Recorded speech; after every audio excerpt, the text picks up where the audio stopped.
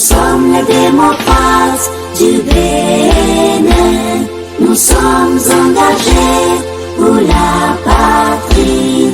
Nous sommes le jour où il y a la nuit. Effectivement, une importante délégation du Parti Les Démocrates avec à sa tête le président Thomas Boni Yayi a été reçue aujourd'hui par la conférence épiscopale du Bénin.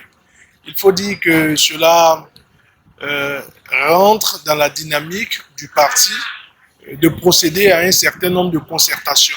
Et donc, nous avons voulu que cela puisse commencer par la conférence épiscopale du Bénin. Et donc, nous avons été reçus par l'archevêque de Cotonou et tous ceux qui l'entourent.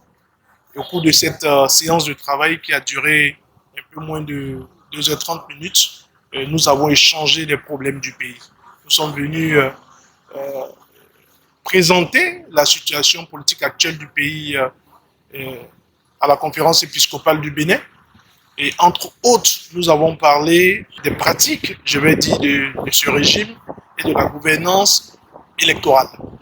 Et donc, nous sommes en train de soupçonner un vaste complot qui est en train de se mettre sur pied afin de procéder à l'exclusion, je vais dire, d'un certain nombre de partis, notamment le Parti Les Démocrates.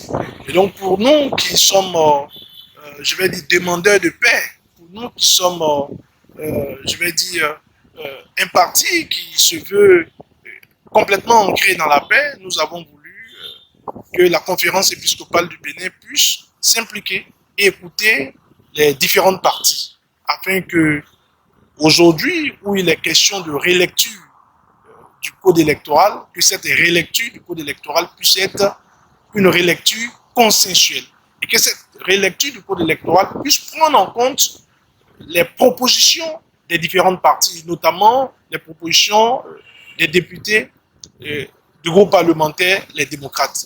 Et donc, nous avons parlé de cela, nous avons aussi parlé de, comme je l'ai dit, de l'actualité politique nationale et qui n'est entre autres composée que de, par exemple, la probable tentative de révision constitutionnelle engagée par ceux qui nous dirigent actuellement. Et nous pensons que il n'est pas opportun aujourd'hui, à 2 ans ou à moins de 2 ans des élections générales de 2026, de procéder à une révision constitutionnelle. Nous continuons de croire que ni la tentative de révision constitutionnelle, ni la relecture du code électoral ne doivent se faire en excluant.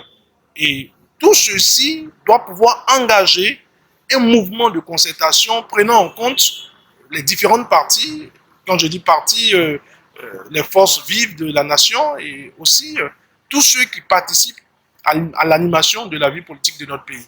Et donc pour nous, il est hors de question que nous puissions aller vers ce qu'ils sont en train de préparer aujourd'hui en mettant en avant une exclusion totale.